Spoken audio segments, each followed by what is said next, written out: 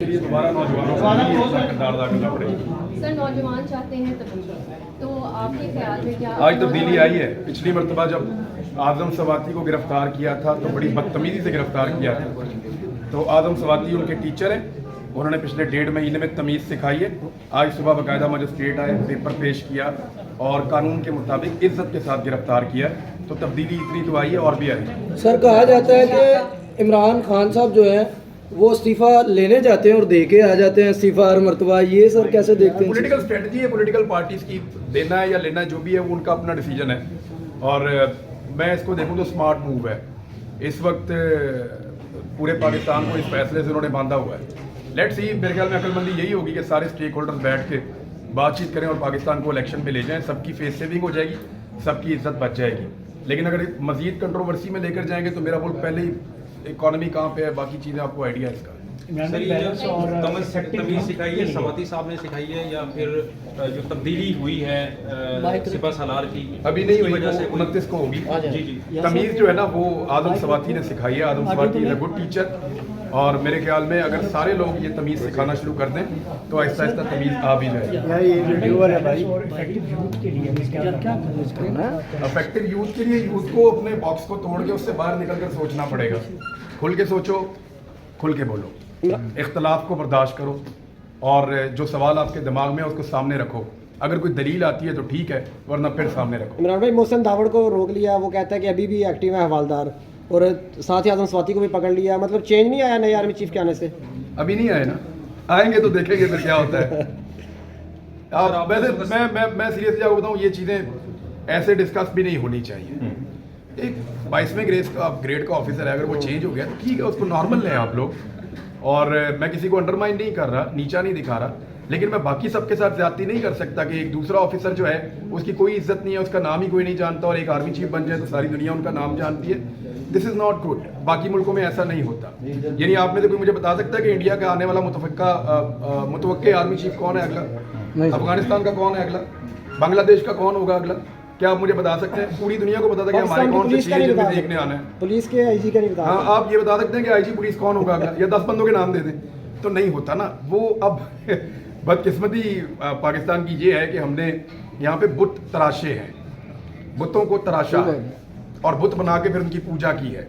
फिर पूजा करते करते हमने उनके बूट ढूंढ लिए, फिर उनकी भी पॉलिश शुरू कर दी। तो ये दिस इज अनफॉर्चुनेट, ये नहीं होना चाहिए। इमरान भाई जैसे माजी में मॉडल टाउन, सानिया साहिवाल, खुदा न ख्वास्ता अरशद शरीफ भी ऐसा तो नहीं हो जाएगा कि वो भी माजी और तारीख का हिस्सा बन जाए? देखिए, जो मॉडल टाउन का केस है वो भी चल रहा है, उसमें मुद्दई सारे मौजूद हैं और इंसाफ होना चाहिए। लोगों ने ये इंसाफ ज़रूर कर दिया उसके बाद कि जो लोग जो चाहते थे वो नहीं हुआ। सबसे बड़ा कातिल को नुकसान पता क्या होता है? जिस मकसद के लिए उसने कत्ल किया वो मकसद पूरा ना हो। तो अरशद को जिसने भी मारा है, जिस मकसद के लिए मारा, वो मकसद पूरा नहीं होगा इंशाल्लाह। और जहाँ तक मामला है साहिवाल वाले इंसिडेंट का, ये बहुत बड़ी ज़्यादती थी, उसके ऊपर हमने बहुत आवाज़ उठाई है। हम उम्मीद करते हैं उसमें वो उनकी फैमिली को इन्होंने पैसा वैसा दे के जो भी करके इन्होंने कोशिश की है, लेकिन इन केसों का मनतकी अंजाम तक पहुंचना बहुत ज़रूरी है। सिस्टम ऐसा पाकिस्तान में होना नहीं देता। बड़े आदमी का कत्ल हो जाए साजिश के तहत तो उसको भी नहीं। अब इमरान खान को गोलियां लगी हैं, FIR तक नहीं हो रही। ये भी उसी तरह का एक वाक़या है कि एक साबिक वज़ीर आज़म को गोलियां लगी हैं, उसकी FIR उसकी मर्जी से नहीं हो रही। अनफॉर्चुनेट चीज़ है ना, कोई अच्छी चीज़ तो नहीं है। तो इसी तरह हमें थोड़ा सा इस तरीक़ाकार को पाकिस्तान में बदलने के लिए आवाज़ उठानी पड़ेगी।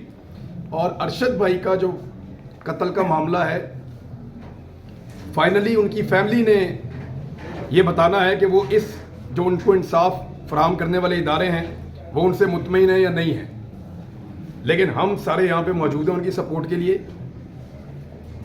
आज रात को हम कुछ शुरू करने जा रहे हैं इंशाल्लाह, और आप देखेंगे क्या होगा। इतने आराम से तो हम भी नहीं बैठेंगे और ना बैठने देंगे। उनको मारना आता है, हमें मरने के अलावा भी बहुत कुछ आता है, हम वो भी करेंगे। सर जनरल ज़ियाउल हक ने तो चंद आयातें याद की हुई थी, यहाँ तो माशाल्लाह हाफ़िज़ कुरान आ गए, तो तब्दीली आनी चाहिए अब। सर देखें, हमारी हर मस्जिद के अंदर हाफ़िज़ कुरान है जी, लेकिन वो उसका क्राइटेरिया अलग है। अल्लाह रब्बुल इज़्ज़त के बीच में और आदमी के बीच में जो मामला है उसका क्राइटेरिया अलग है। अल्लाह ताला हम सबके दिलों के राज जानता है।